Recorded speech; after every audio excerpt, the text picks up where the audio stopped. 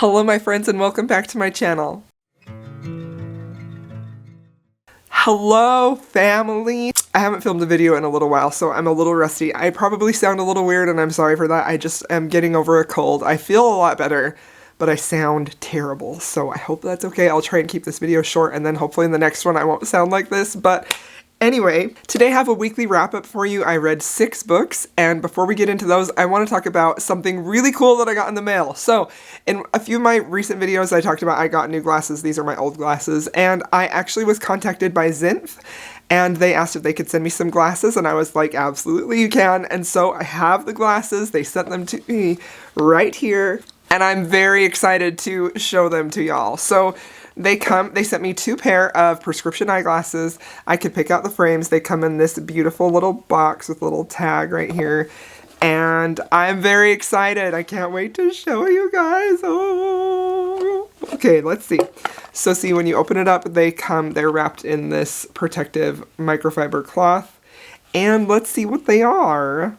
Ooh, so I ordered some glasses that were kind of like different from what I usually wear. Like I prefer like dark frames. So one of the pairs of glasses that I ordered were these clear ones. And let's see. Oh my goodness. I love these. These are beautiful. These do have a bit of glare, but that's probably because I'm facing the window.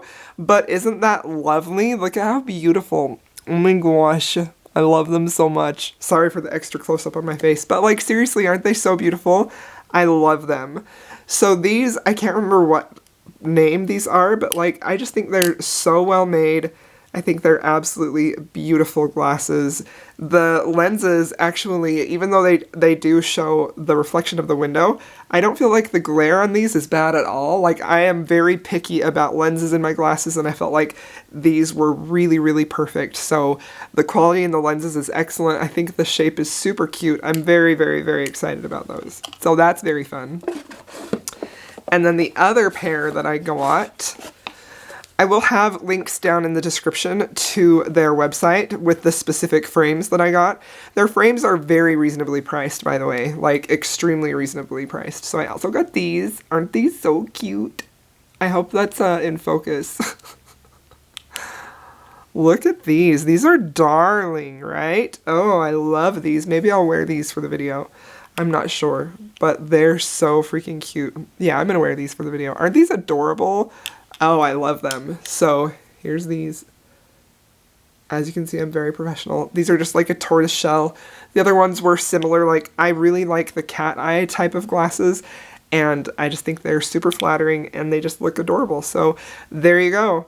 There is my try-on for Zinf Optical. I was very impressed with their website. It's very easy to find anything that you want, like the frames that you want. The frames are very reasonably priced. I think they have a really great attention to detail. The lens quality is really, really good.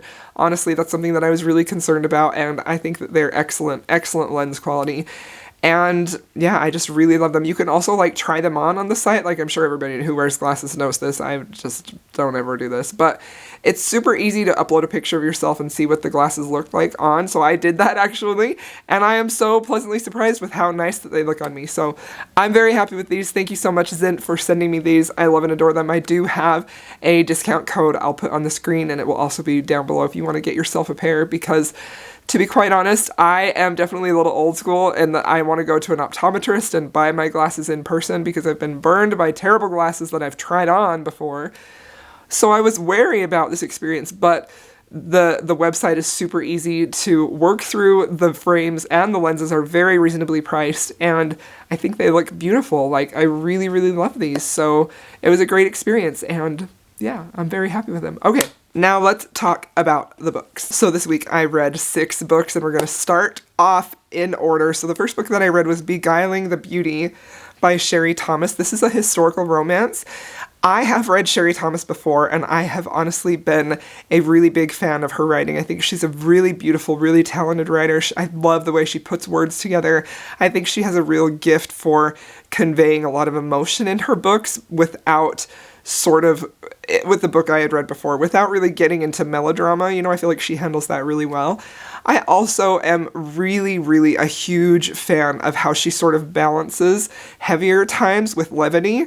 However, I will say I didn't notice that in this book at all. This book was very, very angsty. It was like, and I love angst, y'all. Like, you know I love angst. But this was even just a little way too angsty for me. And I ended up giving it 2 stars, and let me tell you why. So this book is about our heroine our heroine is Venetia, and she is married to a baron who is quite a bit older than her. And the opening scene begins when our hero sees our heroine across the room at a ball. And he assumes that she is a widow because she's not with anybody, and he's secretly hoping that she is. Our hero is the Duke. His name is Christian.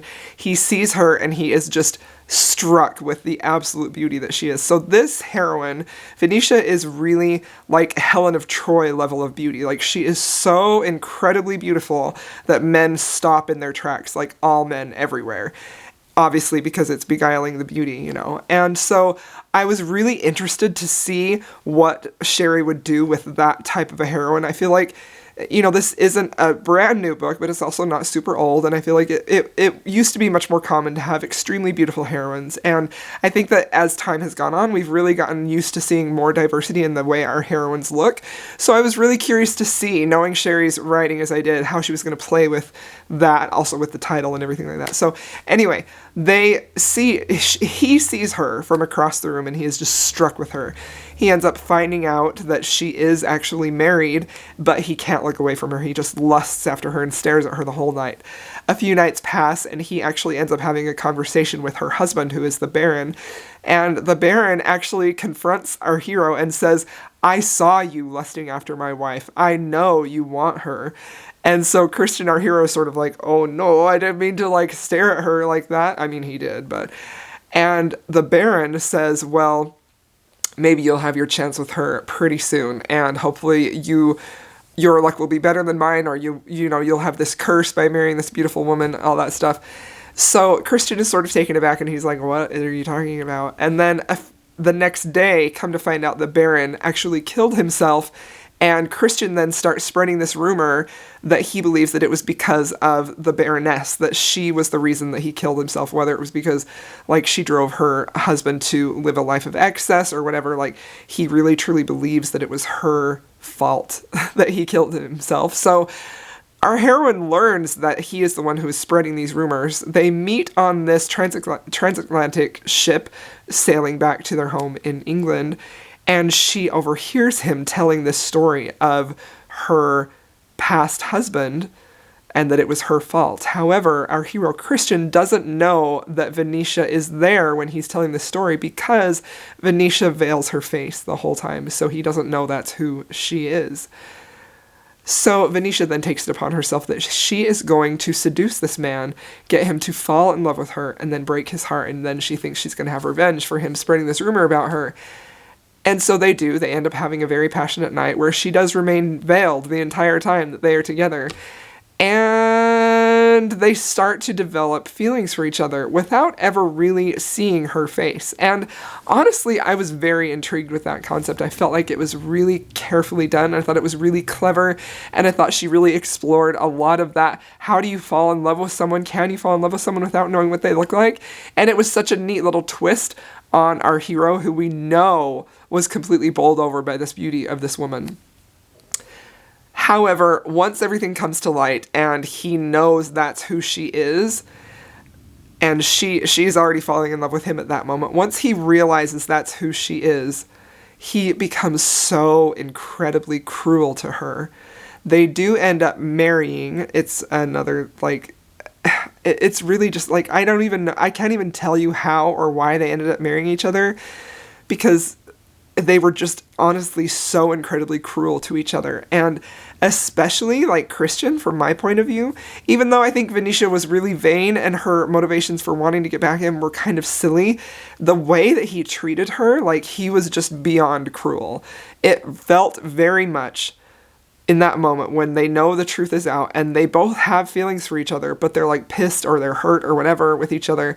And so they're taking it out on one another and being very cruel. It read so much like a literary fiction where you're reading this story of this really broken couple who hate each other. Like, I despise that type of story so much. Like, literally cannot stand reading about that crap because it's just dark and depressing, and I don't want to read about that, you know? So that was the tone. That was such a tonal shift in this book that I honestly just hated reading this, hated it so much. And I was really wondering, how is she going to convince me that these two get a happily ever after, you know? Because I have talked a little bit about dark romance and how much I enjoy dark romance. And the thing that I am realizing I love is watching the author take these two these people, I can't talk, this couple from a place of hate or anger or even abuse and turning that into a happily ever after in a way that I believe it. I love that so much. And I feel like one of the only people I have seen do that very, very well, two people, is Sophie Lark and Pam Godwin. And so I was really hoping that there would be something in this book on that level where she took these really cruel, needlessly cruel behaviors from this couple and turned it into a happily ever after. I was waiting for that moment. And I thought, if she does this well, this will be a 5-star read for me for sure.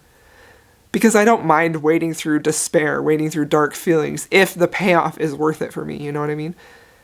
Sadly, that didn't happen here at all. Like, the happily ever after happened like that.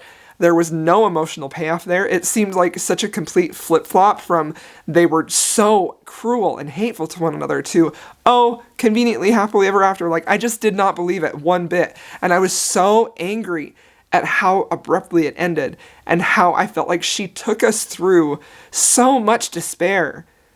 For that was the happily ever after? Like, no. GTFO. Like, no. I didn't want anything. So I was originally going to give it 3 stars because I felt like the beginning had so much potential and so much promise, and I really do like her writing. But that felt like such a cheap rip-off trick, and it was so unsatisfying. Honestly, it made me mad, so it's a 2-star read. I'm sorry, I don't give 2-star books very often, but this one definitely deserved it. Okay, and the next book that I read was Duke Actually. This is an ARC that I received that just recently came out, and this is billed as like a holiday romance, but I feel like the holiday vibes in this are very, very small, like very, very tiny, like minuscule, teensy, tiny. So this is also the second book in a series, and I have not read the first, and I do feel like in the beginning, like, there were definitely some character interactions that they're assuming you know some history that has happened that I didn't, but that didn't bother me a whole lot because I really got to know the couple really well. I felt like they got to know each other pretty quickly, and it also had really great banter, really great dialogue, and they just felt like they had some pretty good chemistry, so it didn't bother me too much, that part. The whole premise of this book is we have the heir to the dukedom, Maximilian, who comes to America to try and... He's supposed to go and be scouting out a prospective bride. However, he ends up meeting Danny. He doesn't meet her. He's already met her. Danny, who is a college professor, and she's also recently going through a divorce. Her husband betrayed her with one of his students. He was also a professor, and she is really hurt and really carefully guarding her heart. So Maximilian and Danny know each other, and he shows up on her door, and he is very much like taken with her personality, taken with her looks, her beauty, everything, and he would rather spend his time with her than look at this prospective bride. And it very much is, like, this book is extremely slow burn, like very, very slow burn, like exceedingly so. But it didn't bother me, honestly, because I enjoyed their friendship. I enjoyed their developing friendship so much. And I don't know if it's because I approached this book with such low expectations. Like, I really didn't plan to enjoy it. I honestly asked for it because I thought it would be a fun read. And I thought it would be a really fun holiday read. But then when I picked it up, I was like, okay, this is an arc. I just got to read this. So I honestly didn't mind that it was slow burn. As you know, I'm a bit of a fan of slow burns anyways. But I also just really enjoyed their developing friendship. I thought it was really fun. Like I said, like, this book has really excellent banter. So it spends a large portion of the book where they're just being friends, and Dani's trying to, you know, hook up with some guy just so she can get laid and, you know, just to try and move on from her divorce. And Maximilian is sort of there providing like emotional support and things like that. And he, meanwhile, is trying to decide what he's going to do about a prospective bride and what he wants to do with his future and all things like that. Eventually, they do end up coming together. And I do have to say that I didn't love the romance. I think I enjoyed their friendship more. Once they got together, though, I really liked them together. But I will say the third act conflict in here seemed very much like it was just a programmed conflict. Like, it didn't really make sense to me. The reason they broke up, the anger that Dani had, she was the driving force behind it, really didn't make sense to me, especially considering that you'd seen their relationship build up as friends for so long that it sort of rang hollow. It felt like a forced conflict, and I was just sort of like, you know, that's fine. So that was really why I docked a star from this, because other than that, I think this would have been just a really fun, engaging, happy, holiday-ish read. But that third act conflict just didn't work for me. And, like, I don't hate third act conflicts, but, like, they need to make sense. I don't want a staged, forced conflict just so you can break them up, you know? And that's what I felt like happened here. So 4 out of 5 stars for this one. Okay, the next book that I read is Quarter Miles by Devney Perry. This is book, I believe, 3 in her Runaway series. So in this book, we have Catherine, who was part of the teenagers who ran away, and they ended up just sort of banding together in this, I don't even remember what you would, like, not like a trailer park, but like sort of like this abandoned area where they just sort of basically lived and bonded together there. So she also ends up in Montana, which is where the heroine from the previous book ended up. That's where they sort of grew up out of that place. They were just sort of living as runaways and tragedies in their lives. She gets a job here, and she instantly becomes friends with Cash, who is our hero in this book. And this is definitely a small town romance. They are friends to lovers, and they're childhood friends to lovers. And I love friends to lovers, to be honest. I think that's one of my favorite tropes. I especially love childhood friends to lovers. That's literally one of my favorite things. But this one just didn't really work for me. I ended up giving this 3 out of 5 stars because, again, like, Devney Perry is a wonderful storyteller. She tells really convincing, she builds beautifully convincing found families. She has a real gift for getting you into a story and these characters' lives and really being invested in them and really being a part of their journey and loving that and watching them progress. But this book with Catherine, it just seemed like, you know, she has been pining for Cash for many, many, many years. And she finally decides she's going to just move on from him, you know.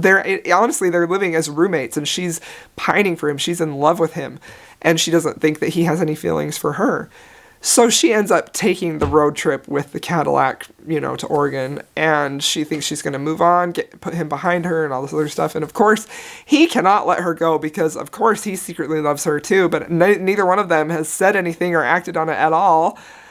And so he goes with her on the road trip, and they end up in a hotel, and they have one night of passion, and that's the thing that unlocks the floodgates and where they confess their feelings for one another. So this wasn't a terrible book by any means, but it also was just, it was a little frustrating for me because I just wish that they had communicated better, and I wish that it hadn't taken an unnecessary road trip hotel for them to finally start to express their feelings for each other. But also, like, they're both so guarded. Their hearts are so guarded. And in general, I feel like I'm pretty forgiving about characters who have trust issues, right? I don't necessarily need a hero or heroine to immediately trust their, you know, significant other. I don't need that. I want to see that trust build up. But because they had so much history together as friends, as best friends, as roommates, it really was surprising and seemed a bit out of character how they didn't trust each other and how that came back to haunt them so much in their relationship. So this is my least favorite in this series. It was a 3-star read, and it was really just a stepping stone to get me to the next one, which I think I'm going to really love, but I haven't read it yet. So 3 stars for this one. Okay, and then I read one of my favorite books of the week, which was Snow by Sophie Lark. So Snow is book 2 in her Underworld series, and this is set in Russia with the Russian mafia, with the Bratva, and our hero is Snow, and he is a boxer, and he's really trying to make a name for himself. He's a very powerful man. He's a very great boxer, I guess, for lack of a better word, but he's still like climbing that ladder, but he's like extremely talented. And I honestly really, really love books about boxers. Like, I love Rocky, honestly, and this had so many like what seemed like little hints or throwbacks to Rocky, with like his trainer was sort of very much like Mick, which I just really loved. And he has this group of other athletes that he trains with, which I also really loved. Snow is a really interesting character too, because he's very hard on the outside, like he has to be for his career and also being enmeshed in the Bratva world. But on the inside, he really is a man of honor and like has a heart of gold that is just waiting for the right woman to come along and unlock it. And that woman is Sasha. Sasha's family is in deep debt to the Bratva, and her father owns this restaurant. Sasha is a doctor. She is a very successful, intelligent woman, but it doesn't sound like the doctors in this area of Russia are as successful as the doctors are in America. But her family is in deep debt to the Bratva, and so she finds out about this, and she takes it upon herself to go and meet with this man that her family is in debt to, and try and work out a bargain, because otherwise she knows like something's going to happen to her dad or her family, and she doesn't want that to happen. So she makes a bargain with this man who owns, basically her family owes so much debt to, so he owns her family. And she said, so the deal is basically, I will be your doctor for whatever purposes you need for me for 25 years. So basically you own her for 25 years. I believe it was 25 years. I could be wrong. It's a long time. So, which basically means she ends up going to these fights and patching up this man's team of boxers and doing other work, doctor work. Some of it which was honestly a little horrifying, but was also really, really interesting, the stuff that she has to do. So in that's how she ends up meeting Snow. This book was very, very slow building, but it also didn't hate that at all. Like, it did take a really long time. You see a lot of buildup of the individual characters' lives before they meet. It was almost 40%. It was 37% into the book before they actually have their first interaction. And this is a fairly short book. I think it's only like 350 pages. And that's short for Sophie compared to her Kingmaker series. So, but when they first meet, it's just beautiful. Like, their first meeting is so beautiful. Like, they just see each other from across the room and they're both just like sparks, chemistry, soulmate connection, you know, like they just loved it. And the way they had their first date, which led into them being together, oh, I just loved it so much. It was like so romantic and it was just beautiful. It was honestly just, I loved that. That was my favorite part. They end up just randomly meeting each other on the streets. And she recognizes him, and he recognizes her, and then he walks away, and she ends up tracking him down because she didn't want him to get away from her. And they have this wonderfully beautiful date. It was just magical. I just loved it so much. And then, of course, the dark stuff happens that is, like, furthering the plot, and some very dark stuff happens in here. Honestly, like, there were a few things that, like, shocked me, but at the same time I was like, oh, heck yeah! Like, I just really, truly loved the sense of justice that happened, that Sasha herself did, which I don't want to tell you because it's a spoiler, but if you've read this book, you know what I'm talking about, and, like, I will never see Goulash the same ever again. I freaking loved it. Anyway, I really enjoyed this book. I felt like their love story was beautiful. I did give this one 4 out of 5 stars, and that's honestly mostly just because it took so long for them to see each other for the first time. But also, once they got together, it was extremely satisfying, and I really loved that. So 4 out of 5 stars for this one. Really love their romance. As I'm talking about it, I feel like it's probably a 4.5 star. Like, it's really close to a 5 star. It's just that it was, I wanted them to be together more than they were. You know what I mean? Still really, really enjoyed it, though. Okay, and then the next book that I read is Wild Rain by Beverly Jenkins. I finally read this book, y'all.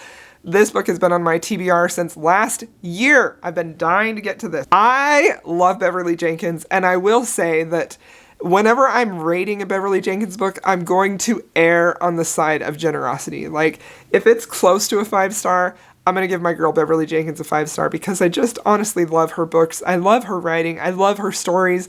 Her world that she creates in here is so deeply comforting to me in every single one of her books, even though she deals with some very heart-aching and really traumatic experiences that her characters are having, she has this real gift of writing those experiences that are happening to people who used to be enslaved or recovering from that type of the terrible things that happened to them because of that. But overall, her books have this really comforting, low angst feel that I just love. And I think my appreciation for her ability to do that, to tell a story that has the potential to be so traumatic and so devastating, but to not dwell in that dark area and to give her characters happiness and joy and resiliency. Like, I just love and admire that about her so much. So I did give this book 5 stars. I loved it. I loved reading it. I thought it was fantastic. It's just, if you like Beverly Jenkins' writing style, I don't think you're going to be disappointed with this book at all, because it was just so satisfying and I really, really loved it. The basic premise is our hero, who is a reporter for a black newspaper, who comes to town to interview our heroine, Spring's brother, who is a doctor. Our hero ends up having something happen to him where Spring, of course, has to rescue him, which I really, really love when Beverly Jenkins does that, and she takes care of him. And when he comes to and realizes who it was that rescued him, that it's the sister of the man he was trying to interview, he thinks that maybe he found the person that he was supposed to interview anyway, because Spring is a powerfully strong woman. She runs a ranch. She's a horsewoman. She is tough and strong, but also very soft and feminine with him, and I just honestly love that so much. So it's their romance. It is definitely a lower angst, but it's just beautiful character study and just soothing, and this book just felt like a balm to my soul, and I just loved and adored it. I do think Beverly Jenkins does sometimes have a tendency to make her villains a little mustache twirly and a little bit easily overtaken, but that doesn't bother me, honestly. I am aware of that. I know that she does that, and it doesn't bother me at all, and I just really, really enjoy this. I love her books, and this was a 5-star read for me. Okay, and the last book that I read is Married by Morning. The light in here. I need to sit somewhere else where, let's see if I can sit here. Oh, I'm sorry, I should have been sitting here the whole time. Married by Morning by Lisa Kleypas. This is book 4 in her Hathaway series. And I loved this book. I have been waiting and waiting and waiting to get to Leo's story and Kat. I have been dying for this romance to happen, quite literally. And I was a little disappointed. Not majorly disappointed. I still enjoyed this book. I still really, really loved their romance. It was definitely a solid Lisa Kleypas book. But for me, it was a 4-star read instead of a 5-star read. And part of that is because I feel like this series, the first and second books, are so incredibly strong. For me, those are my 2 favorites. Mine Till Midnight is one of my top Lisa Kleypas books ever, probably in my top 3. And I love that book so much. And then Seduced by Sunrise is also another 5-star read for me. The third book in this series, Love in the Afternoon, right? No, Tempt Me at Twilight. Tempt Me at Twilight is book number 3. I also really, really loved that one. But this one I also enjoyed, but it was slightly disappointing. And that's largely because of the way that this romance was so back and forth, hot and cold. And I get it because of the way that Leo and Kat's relationship is. Leo is the head of the family, the Hathaway family, and he is trying after book 1 to do the right thing by his family, but he still has that heart of a scoundrel a little bit. And so he's not afraid to do what needs to be done, even if it means that he hedges into the scoundrel territory a little bit. And I like that about him. And Kat has a very mysterious background. You don't really know where she came from or what her story is, and it's heavily hinted at, especially in books 3 and in this one for sure. So I really did enjoy finding out what her whole story was, even if it was a little bit heartbreaking. And I loved how Leo defended her and how her history didn't diminish his love for her at all, didn't diminish his opinion of her at all. I have read other books, specifically one I'm thinking of right now, The Duchess Hunt, by Lorraine Heath, where the heroine has a secret, and she's very worried about what the hero is going to think when that secret is revealed. And a lot of times the hero doesn't take it well, and he reacts in the way that she's afraid he's going to react. And that's what happened in The Duchess Hunt, and that's one reason why I didn't love that book. And I was so, so happy to see Leo not really change his opinion or his feelings or his attitude to her, to learning what her secret was at all. And I loved that so freaking much. But Catherine was a little difficult for me. I didn't love how, well, at the same time, I understand where she's coming from. I also didn't love how she continuously pushed him away. Like, I know, like, sometimes that doesn't bother me. It did bother me in this one a little bit. I wanted her to just accept Leo so much more quickly because I knew that he was meant for her, that he loved her, and she was, like, very wary of it, and she kept trying to run away, and I was just like, girl, can you just not do that? So the back and forth between them, the push and pull, her hesitance to be with him was really kind of what dimmed my enjoyment of this. Like, I still loved it. It was a 4-star read. Lisa Kleypas is a queen. She can do no wrong. For real. But when I compare this to the other books in the series, it's not as good for me, in my opinion. And so I did give this one 4 out of 5 stars. Still really enjoyed it, despite the minor criticisms that I have. But it wasn't my favorite in the series by far, which is kind of sad because I had really high expectations for this couple. But anyway, all right, there we go. Thank you so much for watching this video, my friends. I hope that my voice didn't irritate you too much, and I'm grateful to be back to making videos, and hopefully I will have some more for you this week. Thanks so much for watching. If you are here and you'd love to leave me an emoji, feel free to leave me a heart, a yellow heart, if you have that. If you don't, just say hi, and I'll be happy to have you here. Anyway, thanks so much for watching. I'll see y'all in my next video.